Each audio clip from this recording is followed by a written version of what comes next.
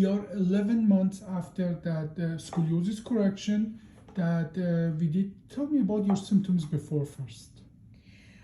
Well, I've had symptoms off and on for like 12 years, and sometimes they would subside, and I had to be very careful. However, 2 years before, well, actually, a year before I had the surgery, my back just gave out completely, and I was miserable. I probably didn't admit it to too many people, and I still tried to do my walk. And honestly, there were times when I went on a walk, I didn't know that I would make it back home without Yeah. having to call somebody to come and get me. A lot of pain, a lot of nerve impingement, especially on my right side, radiating all the way down to my knee at times. And I just lived with it. And then in the summer of 2019, it just went out, and there was nothing that I could do. So that's when I came to see you, and we tried one injection, and it didn't even last probably 60 days. And I came back just expecting to get another injection, and instead we did talk about surgery. Unfortunately, COVID hit, so I couldn't have the surgery as soon as I wanted it, but I did have it last June. So we are about 11 months out. Correct. Now you had back pain and the leg pain, correct?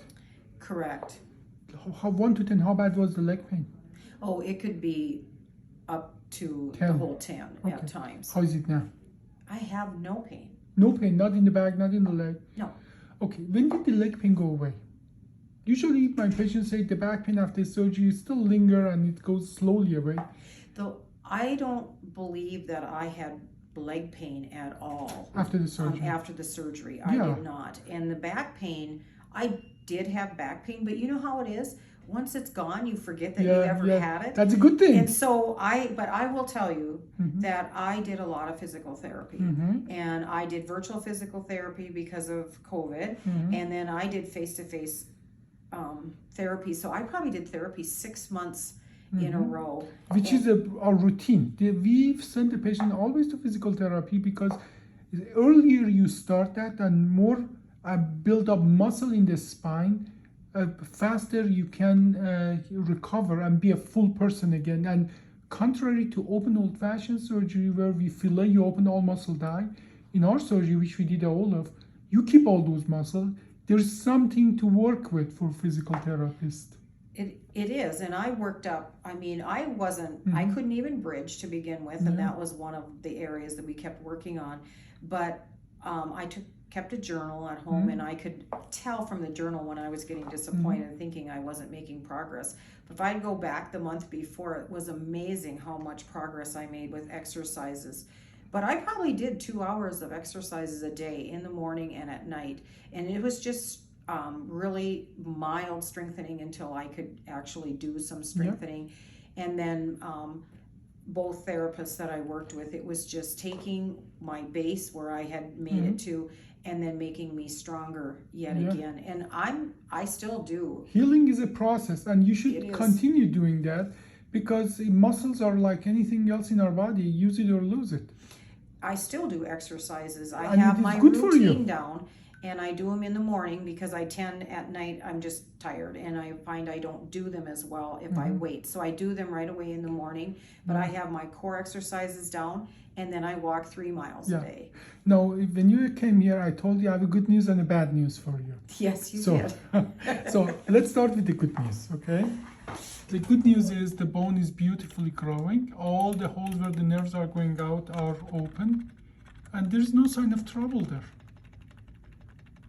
And here is where the screws are, and I'm going up and down, and it seems that the screws are all in the right position. Bone is growing in the front and here as well in the back, what we call the facet.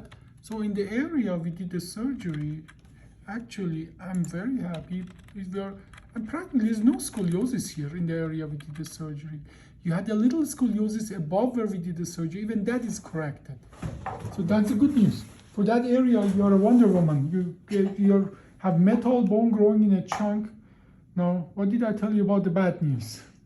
Well, the bad news, and you had mentioned it prior to the surgery, that there is a little areas up above where you did the surgery and right below where you did the surgery. So you were asking me, do I modify my activities so that that doesn't get worse? Yeah. Because you said you can't make me younger. Yeah, So the bad news is I that's the cannot bad make you news. younger. Yeah.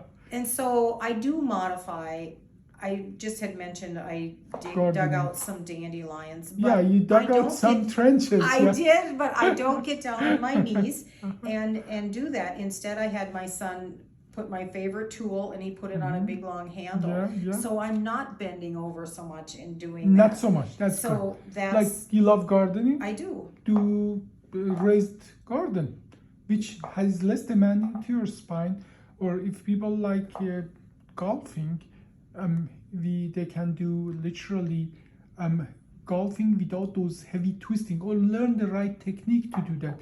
These are all tricks we can use to live with the body we have, not with the body we wish we had. And give up some things too. I mean, I just had Reasonably. said to you that Yeah. I have a lot of gardens around the house, and I had just talked to my oldest son. It's like we need to tear some of those out and just Yeah. be done with it. And when I say we, he knows I mean him, and he knows that because it's like I can't do that type of. I can't keep that all up, and I'm okay with that. Now, every surgery has a goal, and the goal of most of the surgeries that I do is making you an age-appropriate person, meaning that somebody giving you the activities that are expected as somebody your age group. Like literally, I had a patient, and I still have that patient. Very good patient, very reasonable, but her life is all about the marathon at 73 years old. If that's the goal, to make her run marathon at 73, I might not be able to achieve that goal for her. As well, if the goal is, to live make your body a 30, 40-year-old body that with those abilities of that kind of body, that is a goal that I probably will not be able to achieve. But realistically, what we can do by like you are doing now those exercises every year, so you will have a better outcome that if you never had met me before, because now we send you through those physical therapy sessions. Now you're doing those exercises. You understand the value of them. You will get better mileage, but still our body is like a machine. It will wear down. Unfortunately, there is, as my father used to say, there is only one way not to get old, is to die young. Is to die young. And it's interesting you'd bring up marathon. I used to be a runner, and I had a left knee replacement done. So right prior to that, I stopped running, and it is something that kind of messes with your mental stress and emotional stress because it's something you love to do. But do you know why people love to run? The endorphins make you feel It's great. Addictive, yes. It is like addictive. cocaine. It is, and you go out every day. Yeah. But I had read an article from a former runner who was plagued with a lot of injuries, and they had taken up power walking. And I thought, I'm going to try that because the premise was if you power walk, you can get just as much benefit. And I really and it's did. not those heavy impacts are very destructive, not only to spine, but to all your joint. It was, and I still am facing probably another knee replacement, and he was aware my back was not good. And so he said, well, if you want to wear everything out after 2 years, you can continue to run, but you're just going to wear out that much faster. I am a type of person as well. I don't want to wear out like that. I want to be age appropriate. And so for me, my goal really out of this surgery was if I could get back out and just walk, because I like to walk. Did we achieve that goal? Yeah, I'm at 3 miles. I used to go 4 miles, but I'm okay. My head's in the right spot. So now I just work on, can I go faster?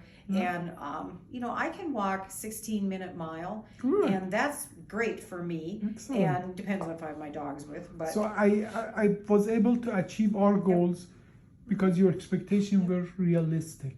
I would say absolutely. Yeah. Absolutely. Now, I want to as well turn around and show what the other problems are, we talked about that. In your situation is age appropriate or age expected.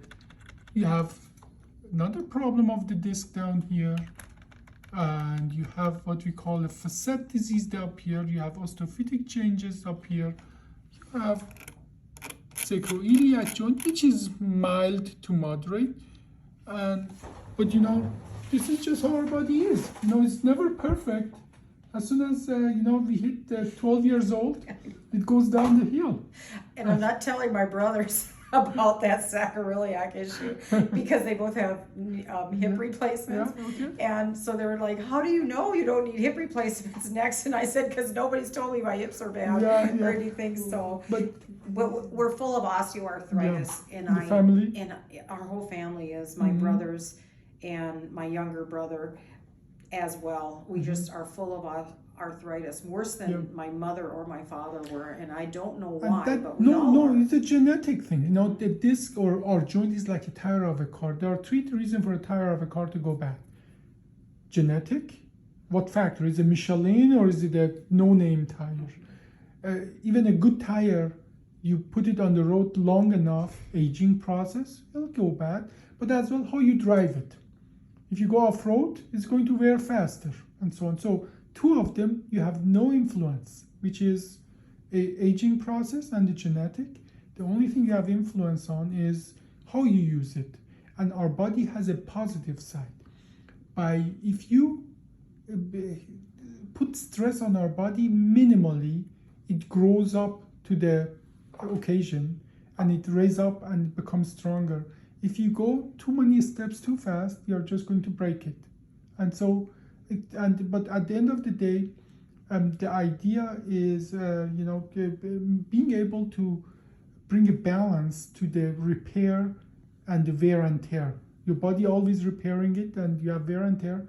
And I think you have a good common sense. And I applaud you that you gave up those extra gardens because you understand your limits. Yeah. Not understanding one's limit is the best way to meet me, and then I can help you with the surgery. Yeah, I like you a lot, and I think you're very talented, but I really don't want to meet you in a hospital or with another injection. Well, if I have to, I have to. But. Well, so I'm hoping this is, though, I think we are fine. This is the best we can achieve, and we literally, statistically, based on data, we put you on a better path than if you never had this problem before. Because by bringing physical therapy, those exercises, those expectations to the equation, you will get more mileage out of this body than you would have if you never had this problem. This is the statistic. But so in that sense, I hope I never see you again.